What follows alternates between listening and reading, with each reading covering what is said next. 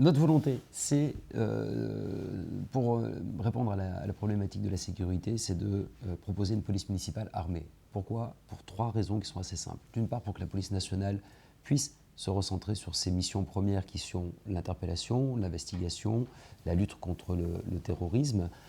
Une police municipale armée à pied du quotidien qui puisse intervenir partout dans Paris.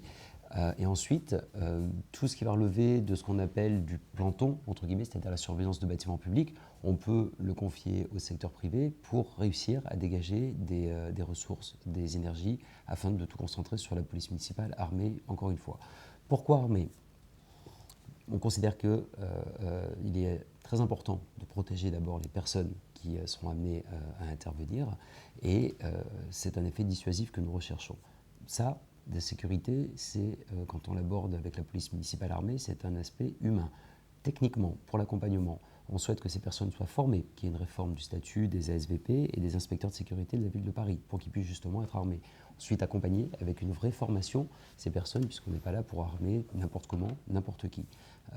La première année sera vraiment consacrée à la formation, à l'établissement de cette police municipale armée.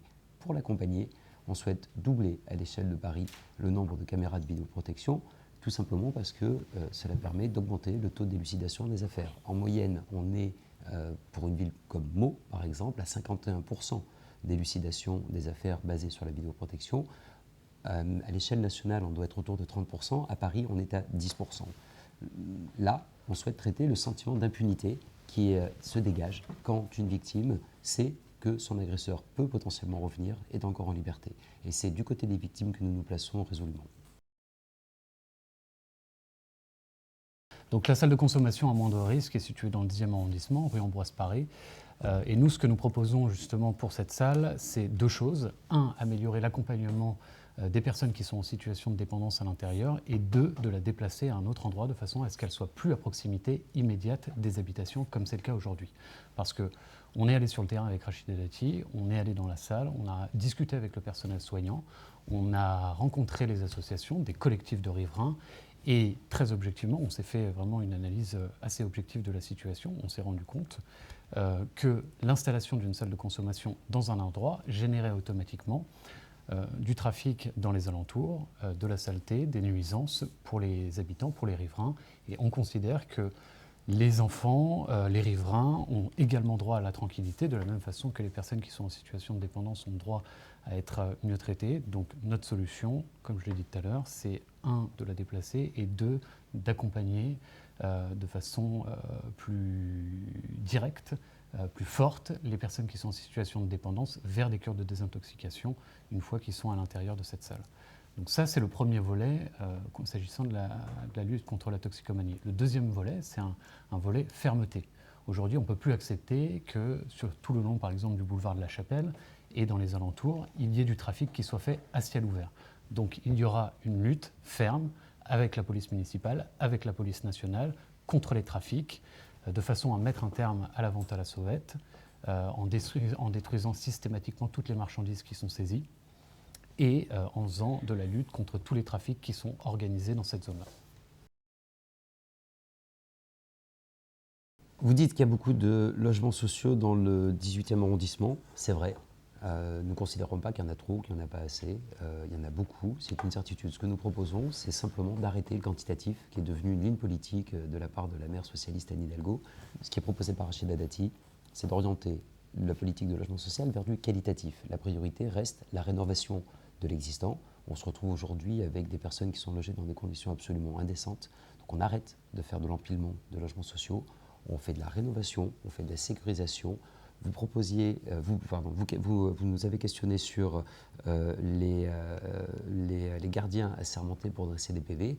On se rend compte que ça positionne ces gens-là dans des situations complètement inattendues et très difficiles pour eux. C'est à peu près 144 locataires indélicats qui ont été verbalisés. On est à la limite de l'échec sur cet essai politique. On reverra, on examinera ces modalités-là. Je pense qu'en s'appuyant sur la police municipale, justement, que nous proposons, nous devrions tendre vers plus de sécurisation du parc de logements sociaux. Vous posiez la question également des critères d'attribution. Nous mettrons plus de transparence et Rachida Dati souhaite impulser un mouvement de décentralisation auprès des maires d'arrondissement et les logements sociaux, ou du moins l'attribution, fait partie justement d'une compétence qui devra être beaucoup plus proche des habitants, c'est-à-dire confiée aux maires d'arrondissement. C'est valable pour la sécurité, c'est valable pour la propreté également. On considère que le maire d'arrondissement doit avoir plus de pouvoir puisqu'il connaît mieux son territoire et que l'hypercentralisation de Mme Hidalgo à l'échelle de la mairie centrale doit stopper immédiatement. Ouais. Je t'en prie. Je peux ajouter quelque chose ? Vas-y. Donc, en effet, comme le disait très bien Rodolphe, et ce qu'on considère avec Rachida Dati, c'est que les personnes qui habitent dans les logements sociaux ne sont pas des citoyens de seconde zone. Donc, on donnera la priorité en effet à la rénovation et on mettra aussi l'accent sur la mixité sociale. Parce que la politique du logement social qui a été menée ces dernières années, notamment d'ailleurs dans ton arrondissement, Rodolphe, ça a contribué à créer des ghettos. Des ghettos dans lesquels il n'y a plus aucune mixité sociale et où la population, force est de constater qu'elle ne se mélange pas avec le reste de la population. Cette non-mixité sociale qu'on retrouve dans les logements sociaux, on la retrouve également à l'école. Et à partir du moment où il n'y a plus de mixité sociale à l'école, ça pousse des personnes justement à soit contourner la carte scolaire, soit essayer de mettre leurs enfants dans le privé, et quand ils n'ont pas l'argent ni les contacts pour contourner la carte, à sortir de Paris. Et on souhaite enraciner les familles dans Paris avec Rachida Dati. Donc on mènera une politique du logement social également en faveur de la mixité sociale, en donnant la priorité au logement intermédiaire pour les classes moyennes. Il y a tant à dire. Oui, il y a beaucoup à dire, surtout dans le 10e et le 18e arrondissement. Donc, s'agissant des projets d'aménagement, nous, on souhaite déjà faire en sorte de mener une politique de dédensification. Donc, on ne fera pas de nouvelles constructions, que ce soit dans le 10e ou dans le 18e, ou d'ailleurs ailleurs dans Paris, qui sont des arrondissements, le 10e et le 18e, qui sont extrêmement denses. Dans le 10e arrondissement, on est à plus de 30 000 habitants par kilomètre carré, ce qui est extrêmement important. Donc, la priorité, ça sera sur cette dédensification. Vous parliez également de projets d'aménagement. Il y en a un qui est déjà en cours et qui ne participe pas, bien évidemment, à la densification du quartier. C'est le projet de transformation de la gare du Nord que nous soutenons, qui permettra, d'améliorer à l'intérieur de la gare les flux de voyageurs, d'apporter davantage de commerce dans cette zone qui en est complètement dénuée, le nord-est de Paris, et d'initier véritablement la transformation, les aménagements autour de la gare du Nord, de façon à pacifier cette zone, de façon à la sécuriser et de façon à recréer une vie de quartier qui est, force est de le constater encore une fois, complètement plus que malmenée. Oui, voilà, plus que malmenée et plus que malmenée depuis plusieurs années. Pour appuyer les propos de Berthier, on se rend compte aujourd'hui que le mot concertation, selon les deux mairies socialistes du 10e et 18e, suffit à concerter les gens. Or, il n'en est rien du tout. On voit par exemple que pour le parc ordonneur, aucune concertation réelle n'a été menée avec les riverains. Peut-être qu'il y a une décision politique qui doit tomber à la fin, mais il faut déjà consulter les gens. Or, ils n'ont jamais été consultés. On a l'exemple également du square Burke où du jour au lendemain, on installe une cage de foot urbaine à la place d'un square sans même en informer les riverains. Je pense qu'il y a une crainte aujourd'hui, il y a une fuite en avant de la part de ces deux mairies de 10e, 18e, et je pense que c'est valable à l'échelle de la mairie centrale. On le voit d'ailleurs pour la campagne électorale. Les élus actuels ne vont pas sur le terrain. Ils ont peur de subir les remontrances des gens, notamment au niveau de la concertation, puisqu'ils disent vouloir concerter à tout bout de champ, ils ne le font jamais. Nous mettrons la concertation au cœur de tout projet de transformation à Paris. La dette, depuis 2001, c'est plus 6,14 milliards d'euros. C'est insoutenable. Ce qu'on propose déjà, c'est une gestion inspirée par le bon sens. Dans un budget familial, dans une collectivité, on ne dépense pas à perte, on ne fait pas de crédits qui sont totalement incroyables. On peut investir, on peut s'endetter dans une collectivité quand ça concerne l'avenir. Ça ne nous dérange absolument pas. Aujourd'hui, à 6,14 milliards, je me demande quel investissement d'avenir a été réalisé à Paris pour ce prix-là. Tous les Parisiens nous le disent, quotidiennement, aucun.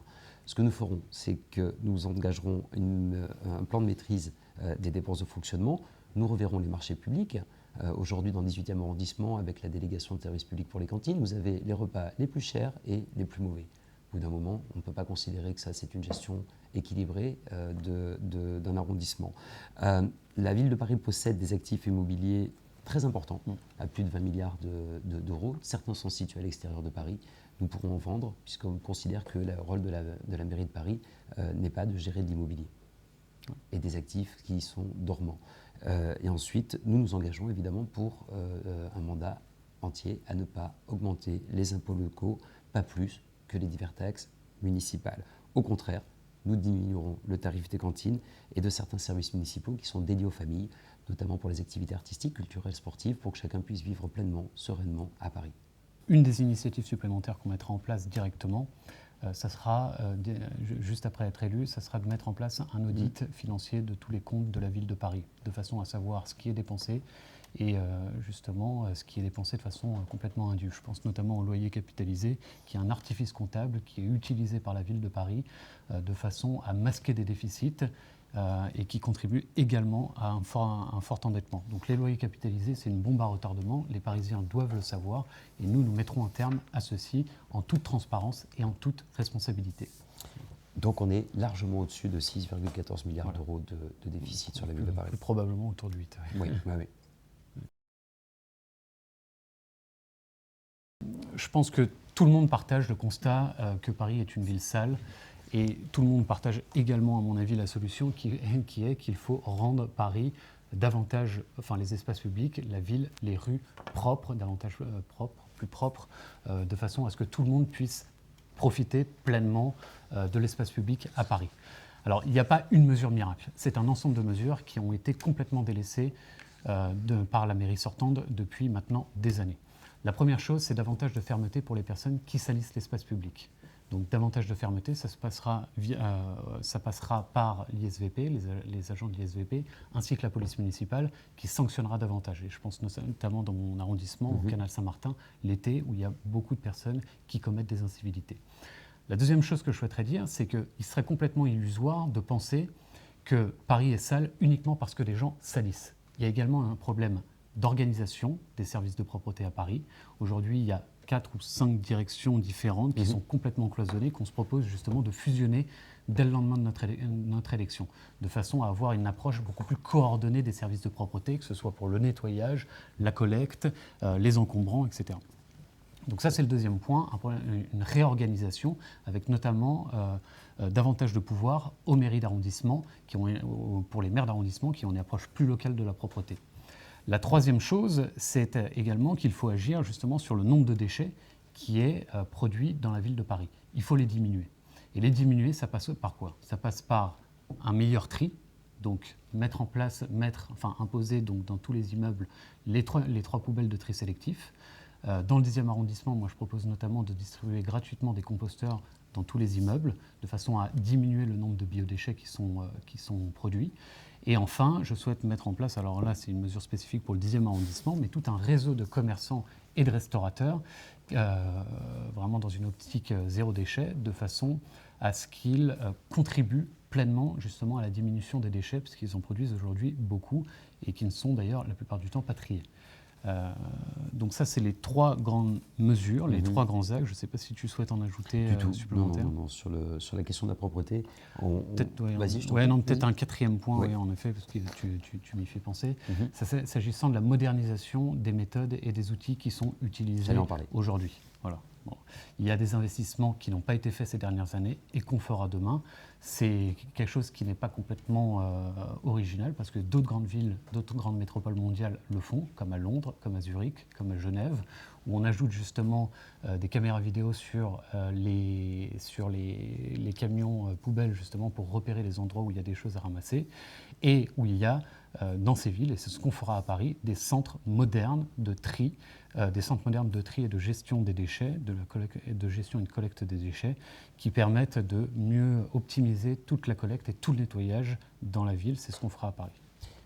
Nous utiliserons l'intelligence artificielle également pour détecter les endroits qui sont les plus salis et ensuite pouvoir intervenir sur ces endroits, quitte à sanctionner, comme le précisait Bertil, une fois qu'on constate trop de récurrence sur certains endroits.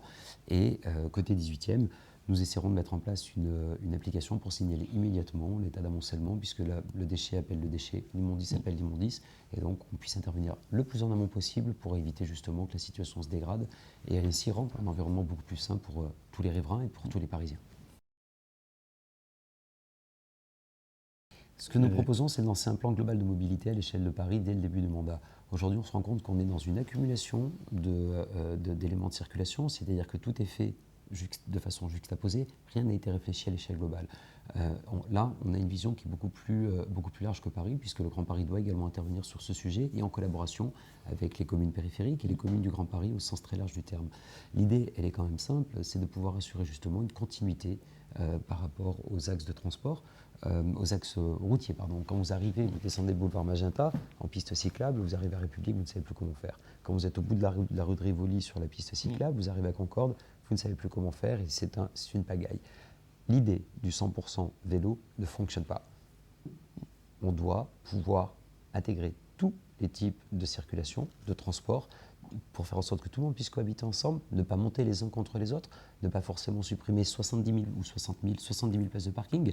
Aujourd'hui, la ville a besoin de personnes qui travaillent, les personnes à mobilité réduite ont besoin de voitures, les familles ont besoin de voitures également. Donc c'est d'agir sans dogmatisme, de pouvoir justement fluidifier le trafic à l'intérieur de Paris, de sanctuariser le trottoir.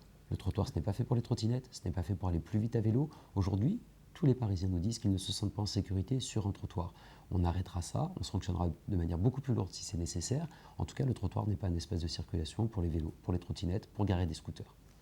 Et les pistes cyclables, ce n'est pas un espace, ce ne sont pas des pistes pour les scooters. Et donc c'est pour ça que nous ajouterons la vidéo-verbalisation sur les pistes cyclables de façon à ce que les scooters qui les empruntent soient sanctionnés.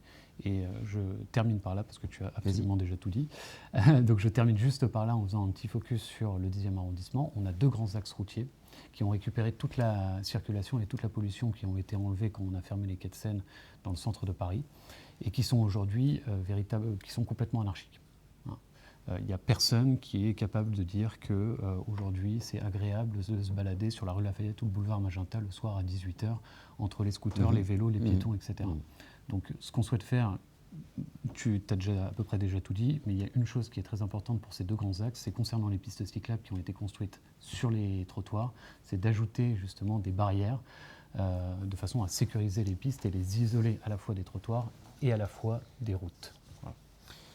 L'idée que vous évoquez quant à l'amélioration de la sécurité dans les transports en commun, si on sécurise et si on organise les transports sur la terre, sous terre également, ça doit pouvoir avoir un impact, notamment en matière de sécurité. Dans ces transports-là, on sait très bien que c'est la région qui est en charge. Nous travaillerons main dans la main avec la région pour justement améliorer la sécurité dans les transports et notamment lutter contre les agressions sexistes dans le métro. Non, donc s'agissant de la mixité scolaire, j'en ai déjà parlé un tout petit peu juste avant, justement avec le lien avec la mixité dans les logements sociaux ou dans les logements. La politique du logement, c'est quelque chose de très intéressant et qui a énormément d'impact. Et c'est pour ça que, comme je disais tout à l'heure, c'est à partir du moment où on ne fait pas de mixité sociale dans les logements, on retrouve cette non-mixité sociale dans les écoles. Donc les 2 questions sont liées et je pense que voilà, j'y ai déjà répondu juste avant. Pour ce qui relève des lycées d'enseignement général public dans le 18e arrondissement, avec notamment le lycée Rabelais. Aujourd'hui, et pas plus tard qu'hier d'ailleurs, 3 mars, la présidente de région s'en est saisie. C'est un point assez épineux puisque ça leur reviendra de ne plus avoir de lycée d'enseignement public général dans l'arrondissement. Là, nous travaillerons également avec la région. Nous chercherons à développer des filières d'excellence, notamment par exemple avec les cantines scolaires où on peut avoir tout un pan d'insertion professionnelle sur les métiers de bouche, puisque ce sont des métiers aujourd'hui qui sont en crise, où on manque de main-d'œuvre qualifiée, et on sait que ce sont des métiers porteurs, puisqu'il y a beaucoup de demandes dans la matière. Donc nous essaierons de travailler là-dessus, sur des filières d'excellence pour l'enseignement à partir du lycée et au-delà. Et ensuite, voilà, non, ce sera déjà bien dit. Il y a quelques éléments clés qui permettent de faire revenir le commerce, ou pour le moins de faire revenir aussi les clients. La sécurisation des rues y contribue, notamment pour un public plus féminin qui doit pouvoir continuer à faire ses courses quand bon il lui semble.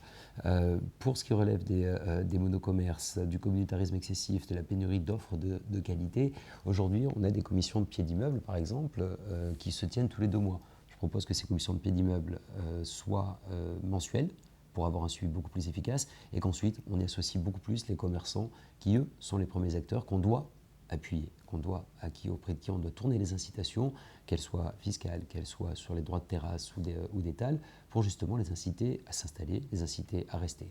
Nous prévoyons également un fonds d'indemnisation à effet immédiat pour contrecarrer les problèmes de trésorerie quand des difficultés surviennent, type réforme des retraites ou plutôt manifestation de gilets jaunes, où on voit un état de concertation qui est très faible à l'échelle du gouvernement, mais qui impacte immédiatement le commerce local. Donc nous mettrons en place ce fonds d'appui pour éviter les problèmes de trésorerie. Aujourd'hui, vous avez les places du Tertre, c'est peut-être un endroit particulier du 18e, vous avez une affaire sur deux qui est en vente, puisque le tourisme a vraiment baissé. Et c'est pareil pour la rue de la Goutte d'Or qui est juste derrière chez nous, peut-être pas à cause des gilets jaunes, simplement plus pour un problème de sécurité, où on voit que l'impact de la fermeture d'un supermarché peut déstabiliser tout un environnement.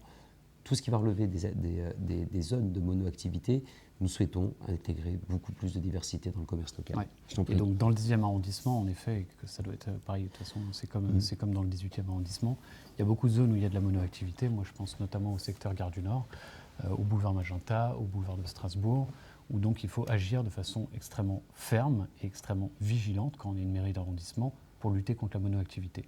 Donc on a rapidement parlé de la préemption. Il y a des fonds qui concernent la préemption et qui peuvent justement contribuer à mettre davantage de diversité commerciale dans les quartiers, mais il ne faut pas non plus oublier que ça coûte très cher de faire de la préemption. Donc il faut utiliser toute la palette d'outils. Et la palette d'outils qu'on propose, moi, justement, dans le 10e arrondissement, c'est pour tous les bailleurs sociaux, tous les locaux commerciaux qui sont gérés par des bailleurs sociaux, de faire en sorte qu'il y ait une sélection stricte sur tous les nouveaux commerces qui s'installent. Là, la ville a tout à fait la possibilité de le faire. Pour tous les locaux commerciaux qui sont gérés maintenant par des bailleurs privés, il y en a qui sont vacants, il faut mettre la pression, et ça c'est vraiment un travail de tous les jours de la mairie d'arrondissement, de la ville de Paris, il faut mettre la pression sur les bailleurs privés de façon à ce qu'ils remettent en location ces locaux vides. Pour ceux qui sont également loués, moi ce que je souhaite mettre en place, alors dans le 10e arrondissement, et ça se fera peut-être un petit peu à la mano, mais c'est encore une fois d'être extrêmement vigilant à partir du moment où il y a un nouveau locataire qui arrive, de façon encore une fois à mettre la pression sur le bailleur privé, de façon à ce qu'il y ait un droit de regard qui soit, encore une fois un peu à la mano, mais qui soit effectif dans toutes les zones où il y a de la monoactivité dans le 10e arrondissement. C'est extrêmement important. Et la troisième chose, dernière chose, et là je pense notamment dans le nord du 10e arrondissement, le long du boulevard de la Chapelle, et dans toute cette zone-là, où il y a quand même pas mal de commerces, et là quand vous discutez avec les associations, les collectifs, etc., où on se rend compte qu'ils ont parfaitement identifié les commerces, par exemple, où il y avait du trafic dans l'arrière-boutique. Là, il faudra une présence de la police municipale, une présence de la police nationale, en relation forcément avec les services juridiques de la ville, de façon à ce qu'il y ait des enquêtes qui soient effectuées pour vérifier si les règles sanitaires sont respectées, les règles en matière de sécurité sont respectées, et s'il y a du trafic dans les arrière-boutiques, de faire en sorte tout simplement qu'il y ait des sanctions. Voilà. Et donc ça, on mettra encore une fois, c'est une façon de mettre la pression sur tous ces commerces de façon à ce que y en a ceux qui sont là pour les mauvaises raisons s'en aillent. C'est le cas quand il s'agit de propriété privée, mais par contre, je demanderai l'exemplarité la plus parfaite quand il s'agit de locaux dont la mairie de Paris est propriétaire ou qui sont donc à la charge de bailleurs sociaux. Entre Chapelle et Barbès, justement, je pense à la Royale. Voilà. Tout le monde connaît cet établissement, personne ne dit rien. C'est un scandale, pur et simple.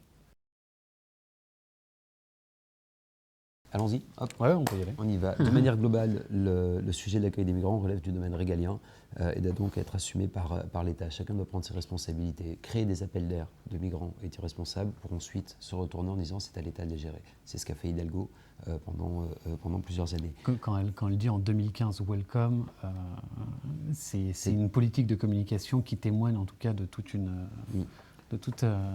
ça montre ses idées. Oui, tout à fait. Paris doit restaurer l'ordre à ses portes car ses habitants ne supportent plus l'anarchie et la délinquance de survie qui en découle. On a le problème des enfants mineurs. Les gangs doivent être systématiquement démantelés. Les réfugiés qui rentrent dans un processus légal doivent être accompagnés activement avec l'aide des services sociaux et les associations partenaires, avec des logements dans des locaux d'urgence quand c'est nécessaire, avec évidemment l'apprentissage du français, avec des formations qualifiantes qui permettent de trouver un emploi rapidement. On est en train de parler d'une certaine forme d'immigration et celle-ci, nous devons l'accompagner. Nous avons une responsabilité à l'égard de ces personnes qui, la plupart du temps, ont souffert dans leur vie et même ont risqué, ont frôlé la mort pour venir jusque chez nous. A contrario, tout ce qui va relever de l'immigration illégale, nous serons intangibles en la matière, c'est-à-dire que c'est à l'État de prendre ses responsabilités. Déjà, vous remercier pour votre initiative. Ça va de soi. Nous, on a pu travailler et rencontrer énormément des associations qui sont membres du collectif, du réseau 10-18. Le fait que Bertil et moi, nous sommes aujourd'hui côte à côte pour vous répondre, ça montre que déjà, on se connaît, qu'on est prêt à travailler ensemble et que les frontières d'un arrondissement, en réalité, n'ont pas tellement de sens et qu'on est prêt à travailler ensemble d'une manière vraiment collective pour qu'on puisse trouver des solutions. Le boulevard de la Chapelle, c'est pas une limite naturelle. Pour nous, c'est pas une frontière. On sait travailler ensemble, on se connaît, on s'apprécie. Et ça, c'est valable pour les arrondissements du 17e, du 19e, du 20e, qui sont les arrondissements du nord et de l'est de Paris, avec le 18e, évidemment, qui me tient particulièrement à cœur. En tout cas, merci pour votre accueil, pour vos travaux, pour votre écoute. Et bravo pour dynamiser le débat municipal, parce qu'on en a vraiment besoin. En effet, ce qu'on a fait nous pendant la campagne avec Rudolf, c'est qu'on a cherché, donc avec Rachid Adati, de toute façon c'est la même chose, on a cherché à avoir vraiment une action de terrain. Donc on s'est rendu très souvent sous le terrain, moi j'y étais tous les jours, donc toi c'était probablement la même chose. On a rencontré des associations, on a rencontré des collectifs, on a visité la salle de consommation à moindre risque dans mon cas, les hôpitaux, les équipements, les gymnases. On a vraiment complètement sillonné nos arrondissements respectifs.